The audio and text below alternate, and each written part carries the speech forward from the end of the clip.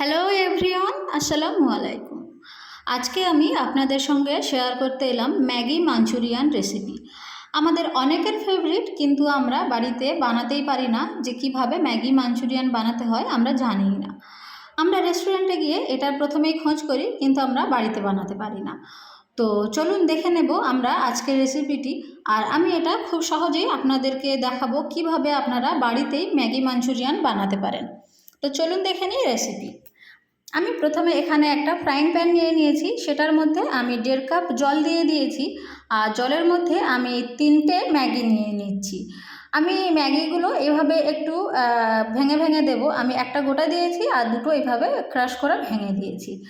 আমি এটা 3-4 মিনিট সিদ্ধ হতে দেব। তারপরে আমি একটু করে নেড়ে দেব। আর ম্যাগিটা যেহেতু সিদ্ধ হতে বেশি টাইম লাগে না, আমাদের খুব বেশি এটা রান্না করার দরকার নেই। এই জলটা মরে যাওয়া পর্যন্ত আমরা এটাকে সিদ্ধ করে নেব। ম্যাগিটা দেখা পাচ্ছেন আমার অনেকটা সিদ্ধ হয়ে গিয়েছে, বুঝতে পারছেন। এটা বেশি সময় লাগে না সিদ্ধ হতে, তাই এটা বেশি সিদ্ধ হয়ে যাবে, সময়ও বেশি লাগবে না। আর এটা যেহেতু আমরা বল করব, সেহেতু সিদ্ধটা একটু বেশি হয়ে গেলে সমস্যা নেই, বরং আরও বল করতে সুবিধাই হবে। তো আমি এইভাবে একবার নেড়ে নিচ্ছি, আর দেখা পাচ্ছেন যে জলটা অনেকটা মরে গিয়েছে আর ম্যাগিটাও অনেকটাই নরম হয়ে গিয়েছে সিদ্ধ হয়ে। এখন এটা আমরা একটা আলাদা পাত্রে নিয়ে নেব আর ম্যাগিটা ঠান্ডা করে নেব আর জলটাও ঝরিয়ে নেব। তো জল ঝরানোর জন্য আমি আলাদা পাত্রে নিয়ে নিচ্ছি। আর এখন এটা জল ঝরিয়ে ম্যাগিটা আমরা একটা বোলের মধ্যে নিয়ে নিচ্ছি। এখন এটা আমরা বল তৈরি করার জন্য রেডি করব। তো এখানে আমি দিয়ে দিচ্ছি পেঁয়াজ, একটা মাঝারি সাইজের পেঁয়াজ কিউব করে কেটে নিয়েছিলাম, সেটা দিয়ে দিলাম। আর দিয়ে দেব পেঁয়াজ কলি। আমি এখানে কিছু পেঁয়াজ কলি অ্যাড করে দিচ্ছি। আর এখন দেব আমি কর্নফ্লাওয়ার আমি 2 টেবিল চামচ দিচ্ছি, আপনারা একটু কমিয়েও দিতে পারেন। আর এখানে আমি চালের গুঁড়ো দিয়েছি 1 টেবিল চামচ। আর সাথে দিয়ে দিচ্ছি লবণ স্বাদ মতো। আর এখন আমি দেব ম্যাগি মশলা। এখানে আমার যে ম্যাগি মশলাটা ছিল, আমি সেটার মধ্যে থেকে 2টো ম্যাগি মশলা নিয়ে নিয়েছি আর এটার মধ্যে অ্যাড করে দিলাম। আর এরপরেই আমি দেব সিজওয়ান চাটনি। আমার কাছে সিজওয়ান চাটনি ছিল আর সেটাই আমরা এটাতে ব্যবহার করেছি। আর আপনারা যখন ম্যাগি মাঞ্চুরিয়ান বানাতে যাবেন, এই সিজওয়ান চাটনিটা অনেকটা আপনাদের টেস্ট বাড়িয়ে দেবে আর অনেক হেল্পফুল। তো আপনাদের কাছে যদি সেজওয়ান চাটনি থাকে অবশ্যই অ্যাড করবেন। এখন আমি লাল লঙ্কার গুঁড়ো দিয়ে দিলাম 1 চামচ। এই সবগুলো উপকরণ আমি একসঙ্গে খুব ভালোভাবে মিশিয়ে নেব। তো দেখা পাচ্ছেন আমি সবগুলো উপকরণ একদম মিশিয়ে নিয়েছি। আর এরপরেই আমি নিয়ে নেব আর 2টো ম্যাগি। আমি ম্যাগিগুলো নিয়ে এইভাবে হাতের সাহায্যে ক্র্যাশ করে নেব। আপনারা যে কোনো উপায়ে এই ছোটো ছোটো টুকরো করে এইটা ক্র্যাশ করে নেবেন। আর এইটাই হবে আমাদের যে ম্যাগি বল তৈরি হবে তার কোটিং। তো এখন আমি যে ম্যাগির মধ্যে মশলাটা মাখিয়ে রেখেছিলাম সেগুলো নিয়ে নেব ম্যাগিটা। আর এখন আমি ম্যাগি বল তৈরি করে নেব। আমি অল্প অল্প করে ম্যাগি হাতের মধ্যে নিয়ে নেব আর এইভাবে প্রেস করে করে গোল গোল করে বল তৈরি করে নেব, দেখা পাচ্ছেন। আর যে ম্যাগির যে আমি ভেঙে রেখেছিলাম ক্রাশ করে, সেইটা দিয়ে এটার মধ্যে কোটিং করে নেব। কোটিংটা খুব ভালোভাবে করবেন, কেননা এটা যখন ভাজা হবে কোটিংটা খেতে খুব ভালো লাগবে। এই রকমভাবে কোটিং দিয়ে ভেজে শুধু ভাজা আপনারা খেতে পারেন, সেটা অনেক ক্রিস্পি আর টেস্টফুল হবে। আর তারপরে সেই একই জিনিস দিয়ে আপনারা খুব সহজেই বানিয়ে নিতে পারবেন ম্যাগি মাঞ্চুরিয়ান। তো এখন বলগুলো আমি গরম তেলের মধ্যে দিয়ে দেব। প্রথমে যখন ম্যাগি বলগুলো দেব তখন আমার ওভেনটা থাকবে মিডিয়াম ফ্লেমে।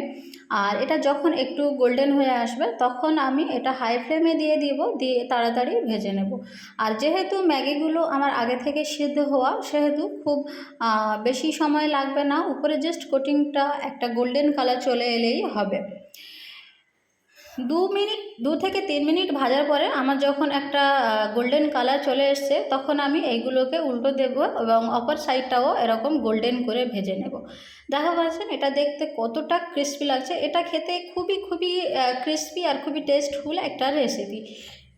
এটা যারা আপনারা মোটেও ট্রাই করেননি, অবশ্যই অবশ্যই করে এটা ট্রাই করবেন আর দেখবেন খুবই ক্রিস্পি আর টেস্টফুল একটা রেসিপি।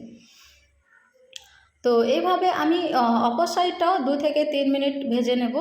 টোটাল আমার 5 থেকে 6 মিনিট ভাজতে সময় লাগবে। আমার খুব বেশি সময় লাগবে না, জাস্ট উপরের কোটিংটা গোল্ডেন কালার হলেই হবে।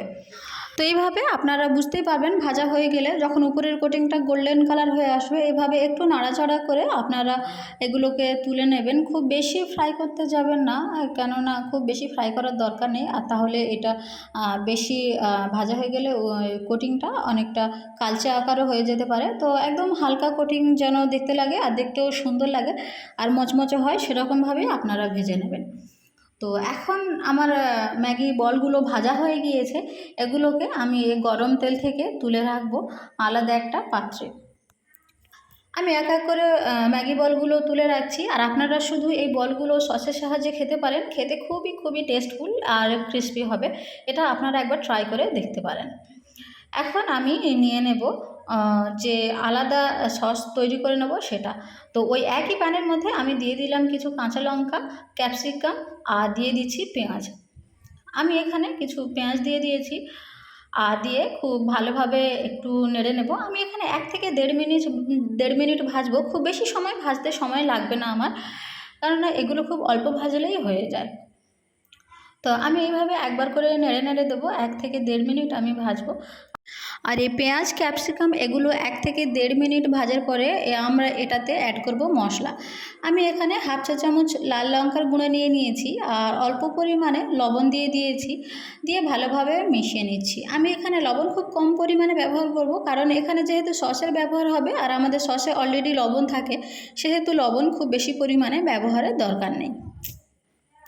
এখন আমি দিয়ে দিচ্ছি টমেটো সস 2 টেবিল চামচ, সাথে দিয়ে দেব আমি রেড চিলি সস। আমি এখানে রেড চিলি সস ব্যবহার করেছি 1 টেবিল চামচ।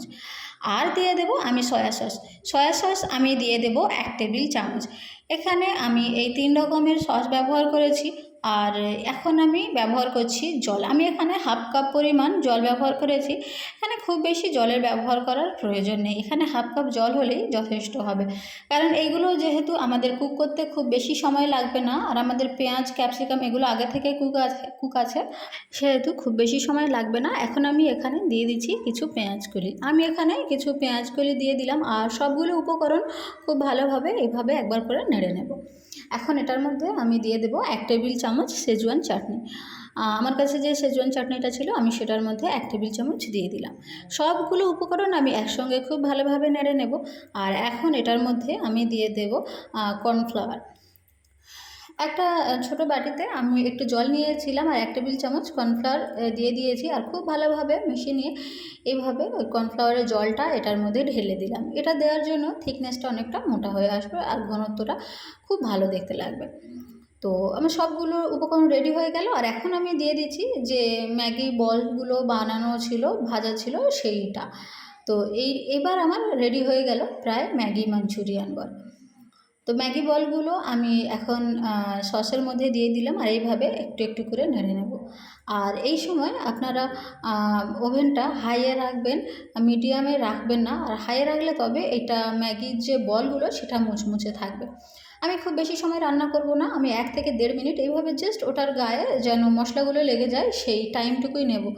এরকম আমরা কনস্ট্যান্ট নাড়তে থাকবো খুব ভালোভাবে, আর খুব সুন্দরভাবে মশলাগুলো ওই বলগুলোর গায়ে মেখে যাবে। আর এখন আমরা ওভেনটা অফ করে দিচ্ছি। তো এই ছিল আমার আজকের রেসিপি ম্যাগি মাঞ্চুরিয়ান বল।